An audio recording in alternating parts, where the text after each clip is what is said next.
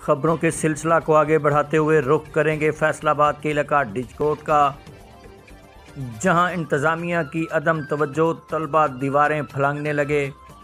Footage में school के करीब से गुजरने वाली गन्ने की ट्राली में से तलबा को गन्ने खींचते देखा जा सकता है।